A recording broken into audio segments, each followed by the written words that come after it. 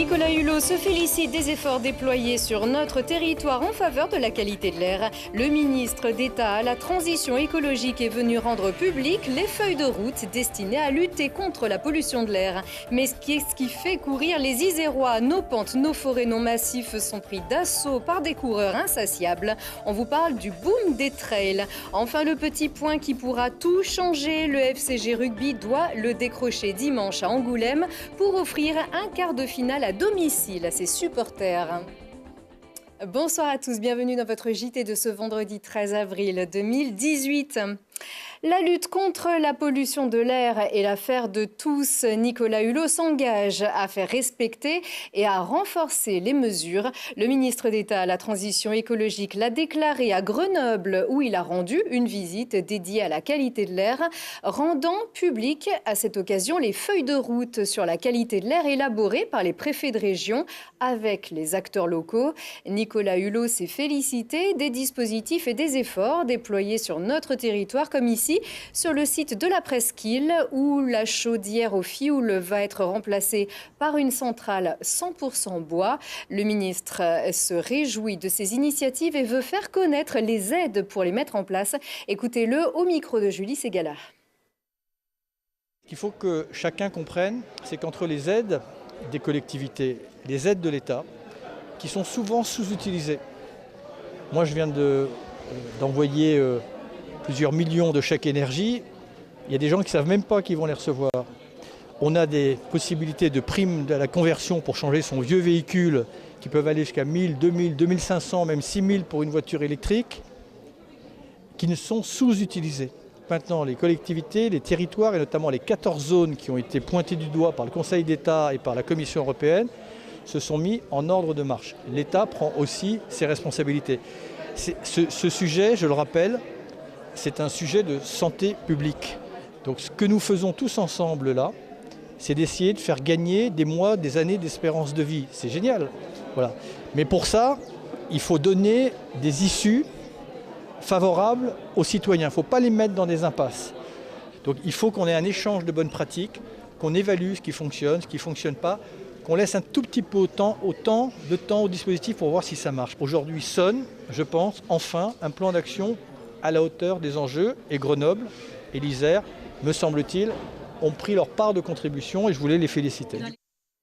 On rappelle que Grenoble a été la première métropole à mettre en place le système de vignettes critères. La 10 millionième vignette vient d'être distribuée. En bref, Nordal le Landais serait-il impliqué dans une autre affaire de disparition? L'homme qui a avoué le meurtre de Maëlys et du caporal Noyer pourrait apparaître dans l'enquête sur la disparition d'un homme, Éric Fauré, qui a été vu pour la dernière fois à Valence le 16 septembre 2016. Le nom d'un homme portant le même nom, Julien Fauré, a été trouvé dans le carnet d'adresse de Le Landais.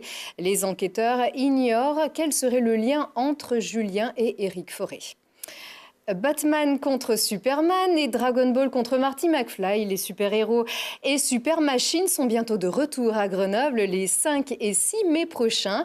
Alpexpo accueille le désormais incontournable Héros Festival avec cette année encore un invité de marque et de classe internationale, le winner is Craig Parker. Si ce nom ne vous dit encore rien, ce beau, très beau visage suffira pour vous faire réserver votre place pour sa conférence le dimanche 6 à 14h. L'acteur néo-zélandais de 47 ans, né aux îles Fidji, qu'on a pu voir notamment dans Le Seigneur des Anneaux, viendra rencontrer le public grenoblois et répondre aux questions de notre journaliste Charlotte Faulkner, Télé-Grenoble est fière. Mais il y aura aussi d'autres raisons de vous déplacer au festival. Écoutez.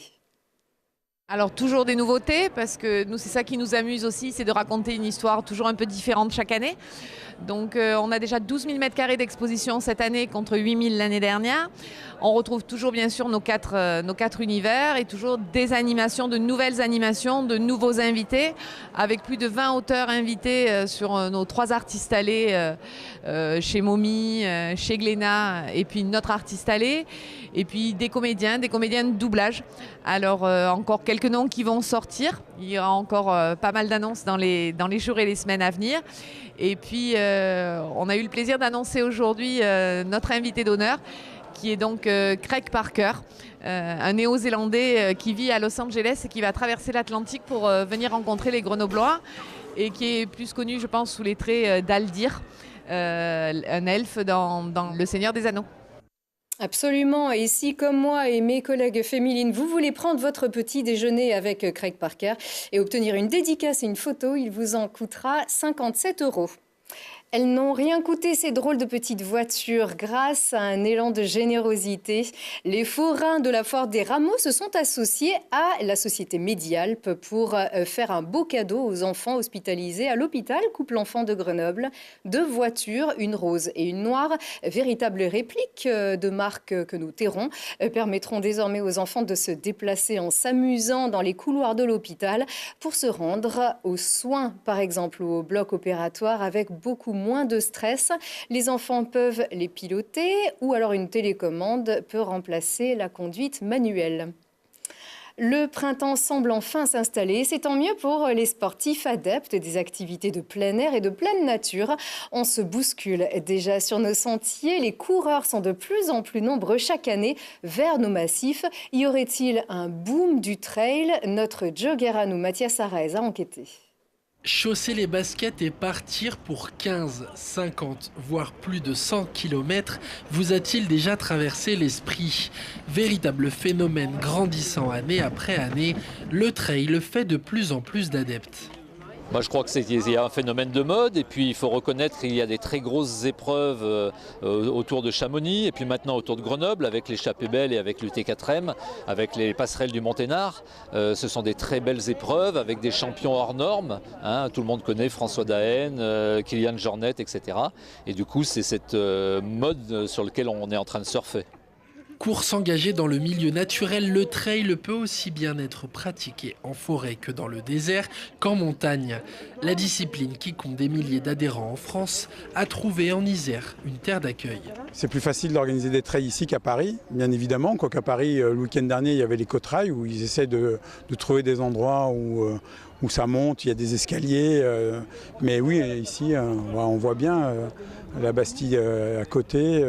Et puis il y a tous les massifs, le Vercors, l'Oisan, donc on a une aire de jeu qui est quand même assez extraordinaire. Si l'effort physique et la performance sont au cœur de la pratique, les coureurs y cherchent avant tout leur plaisir. Je pense que les gens ont besoin d'évasion, c'est aussi une manière, comme on dit, de s'aérer l'esprit, de s'évader. En fait, on n'a pas besoin de grand-chose, une paire de baskets, quelques forêts, et un peu de nature. Et je crois que l'évasion est là, le dépaysement. Et je pense que ça, il y en a vraiment besoin dans notre quotidien, surtout dans la région parisienne où on a des rythmes de vie un peu effrénés. Pour ceux qui hésitent encore à se lancer et se pensent en retard, l'âge moyen d'un trailer est environ de 42 ans. Ce qui est effectivement très jeune. Le trail des Trois Pucelles, c'est le 29 avril prochain, on en reparlera. Ils ont eux aussi une montagne à gravir, même si cela ressemble à un simple déplacement vers l'ouest de la France. Les rugbymen du FCG ont gros à gagner s'ils rapportent un petit point d'Angoulême. Ce sera le dernier match des phases régulières ce dimanche et c'est l'enjeu. C'est de rester 3e ou 4e pour pouvoir accueillir le quart de finale au Stade des Alpes dimanche prochain. Écoutez. On a conscience de l'importance de ce match-là et voilà, on va se déplacer à Angoulême avec une équipe sérieuse et qui aura envie de faire un bon match, justement pour aussi ce sera une manière de rendre à tous nos supporters, nos fidèles supporters qui sont venus nous voir toute la saison, de leur offrir un barrage à domicile et on va tout faire, on va tout mettre en place pour que ce soit une belle fête. C'est leur dernier match à domicile, ils vont avoir à cœur eux aussi de montrer à leurs supporters que s'ils se maintiennent c'est pour une bonne raison et voilà, ils vont nous accueillir comme il se doit je pense. Donc c'est à nous de faire le boulot dimanche pour repartir d'Angoulême avec un très bon résultat. Et je profite de Télé Grenoble pour souhaiter un merveilleux anniversaire à mon fils Andrew qui a 4 ans aujourd'hui et lui dire que son papa est très fier de lui et qu'il aime énormément. Voilà, s'il gagne ce petit point, au moins les Grenoblois recevraient soit Biarritz, soit Béziers. Béziers, c'est sûr, c'est l'invité du Grenoble Foot 38 ce samedi à 15h au Stade des Alpes. Un match au presque sommet. Les Grenoblois second reçoivent leur poursuivant au classement. Ils espèrent une victoire très importante en vue de la montée qui est possible encore en Ligue 2. À 21h15 ce soir sur Télé Grenoble, votre émission politique. C'est l'ancien maire de Grenoble, Alain Carignon, qui est l'un invité de Christophe Reville. Après plusieurs tentatives de retour sur la scène politique locale, il déclare implicitement sa candidature pour la mairie de Grenoble en 2020 en évoquant selon lui son expérience et son courage. Il pense être l'homme de la situation. On l'écoute. Je suis dans une position et à un âge et avec une expérience, avec des hauts et des bas, des réussites et des échecs, des fautes et des malheurs, des chutes et des redressements. Je suis à un point de ma vie où je pense que tout cet amas, toute cette expérience est utile à Grenoble, peut être utile à Grenoble. À voir en intégralité donc ce vendredi à 21h15 et ce samedi à 12h et 18h30. Merci de votre attention, c'est la fin de ce journal. Très bon week-end.